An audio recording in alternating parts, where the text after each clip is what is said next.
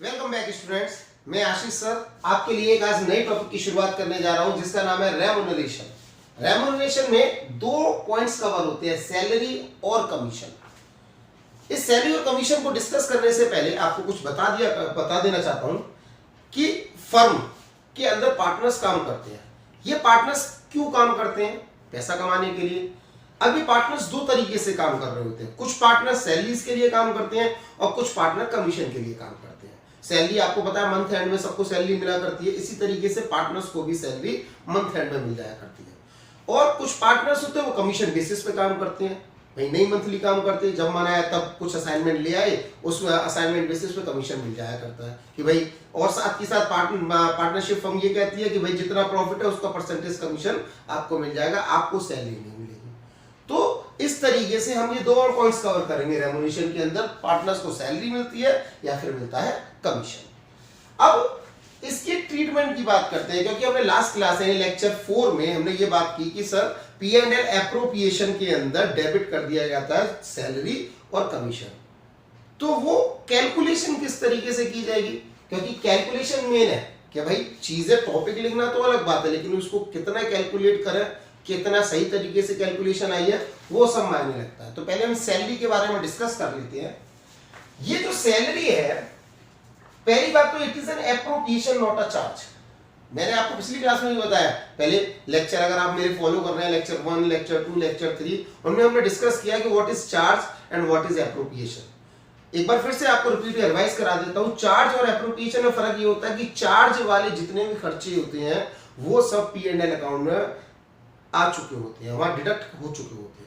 लेकिन जितने भी एप्रोप्रिएशन होते हैं उनका मतलब होता है बांटना। वो सारे के सारे खर्चे कहां आते हैं? P&L एप्रोप्रिएशन अकाउंट में, जो कि हमने लेक्चर 4 में ऑलरेडी डिस्कस कर चुके हैं।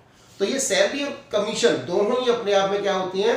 एप्रोप्रिएशन होते हैं, नॉट अ चार्ज। अगर ये चार्ज होते तो सेम इंटरेस्ट ऑन लोन और रेंट की तरीके से P&L अकाउंट में से डिडक्ट हो चुके होते। यहां हम बात ही नहीं करते इस चीज की। तो इसीलिए ये एप्रोप्रिएशन है। तो यहाँ पे कैसे कैलकुलेशन होती है हम उसकी बात करेंगे। तो salary it is an appropriation not a charge. तो इसमें क्या होगा? दो पॉइंट्स निकल के आते हैं, एज पर पार्टनरशिप डीड और absence of partnership deed. Salary हमने पहले भी बात की, अगर एब्सेंस है मतलब पार्टनरशिप डीड किए बिना ही हम लोग पार्टनर्स बन गए हैं तो हमें कोई भी रेम्युनरेशन नहीं दिया जाएगा, चाहे वो सैलरी हो चाहे वो कमीशन हो। और अगर हमने पार्टनरशिप डीड कर रखी है तो उसमें जितना भी अमाउंट स्टेटेड है, जितना लिखा हुआ अमाउंट है, उतना हमें दे देना होगा। तो इसी तरीके से हमें इस चीज पे ध्यान देना होगा कि पार्टनरशिप डीड है या नहीं है। अगर पार्टनरशिप डीड है तो क्या करना है और नहीं है तो क्या करना है। अब हमारा सेकंड पॉइंट आता है जिसका नाम है कमीशन। कमीशन दो तरीके के मेथड से कंप्यूट किया जाता है। हम एक क्वेश्चन से भी डिस्कस करेंगे आगे कि ये क्या होता है। तो फिलहाल अभी दो मेथड जान लेते हैं। दो मेथड क्या है? पहला मेथड है before charging commission. Before charging commission मतलब नेट प्रॉफिट में से बिना कुछ घटाए उस पे कमीशन लगा दीजिए। नेट प्रॉफिट और डिस्ट्रीब्यूटेबल प्रॉफिट। सर ये कुछ सुना सुना सा लग रहा है। अगर आपने लेक्चर 4 अटेंड किया हुआ है तो आपको जरूर समझ आ जाना चाहिए नेट प्रॉफिट डिस्ट्रीब्यूटेबल में क्या फर्क होता है। लेकिन फिर भी एक बार बता देता हूं, नेट प्रॉफिट बिना कोई खर्चे घटाए हुए जो भी प्रॉफिट आपके पास रखा हुआ है, और डिस्ट्रीब्यूटेबल प्रॉफिट क्या होता है कि सभी खर्चों को घटा दिया जाए, उसमें से जो भी प्रॉफिट बचता है उस पर वो परसेंटेज लगा दी जाती है। तो यहाँ पे बिफोर चार्जिंग कमीशन, चाहे तो वो नेट प्रॉफिट ले लो जो कह रहा है, अगर मान के चलो डिस्ट्रीब्यूटेबल कह रहा है तो वो ले लो, उस पर रेट अपॉन 100 कर देंगे। और अगर वो कह रहा है नहीं आफ्टर चार्जिंग होना चाहिए तो जो भी नेट प्रॉफिट और डिस्ट्रीब्यूटेबल होगा उसको रेट अपॉन 100 प्लस रेट कर देंगे।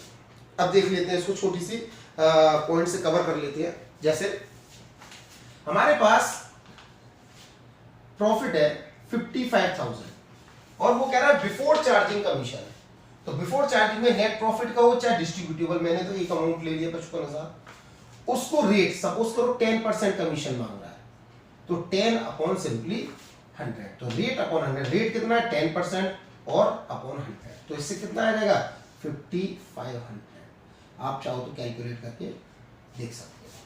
और अगर यही आफ्टर चार्जिंग होता तो आप क्या करते? 10 अपॉन 100 प्लस रेट, तो यानी कितना हो जाता? 55,000 इंटू 10 अपॉन 110। तो इस तरीके से ये आ जाता है आपका 5000।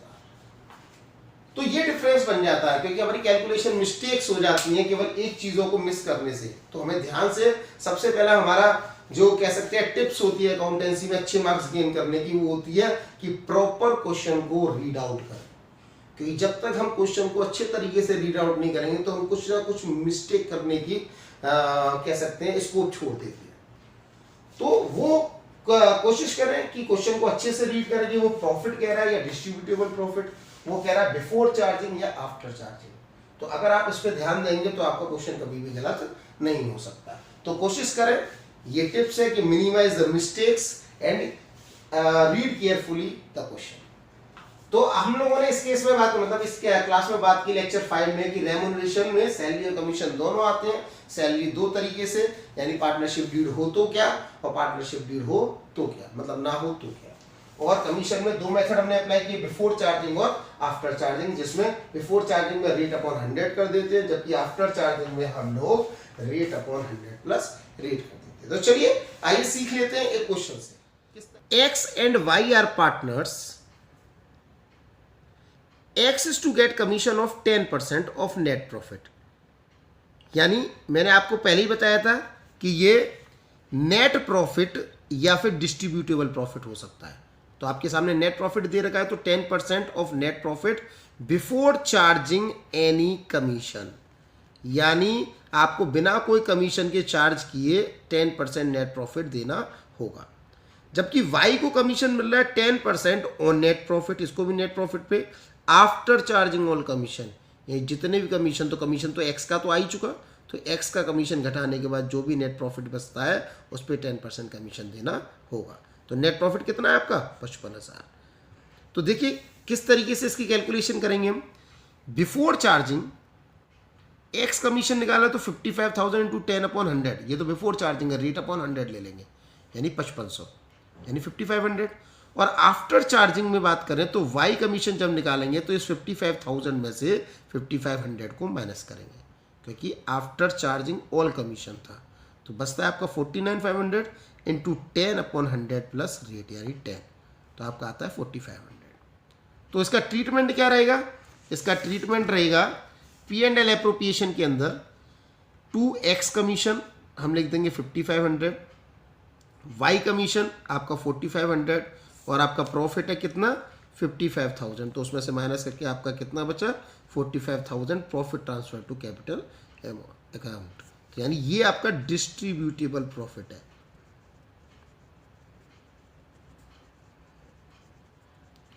और ये आपका क्या है नेट प्रॉफिट। तो आपको समझ में आ गया होगा इन दोनों का डिफरेंस भी, कमीशन की कैलकुलेशन भी। तो उम्मीद करता हूँ ये टॉपिक आपको अच्छे से समझ में आया होगा। कोई भी क्वेरीज के लिए मुझे आप कभी भी कांटेक्ट कर सकते हैं। मेरा व्हाट्सएप नंबर है 8979809133।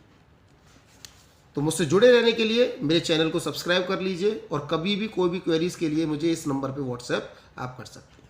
धन्यवाद।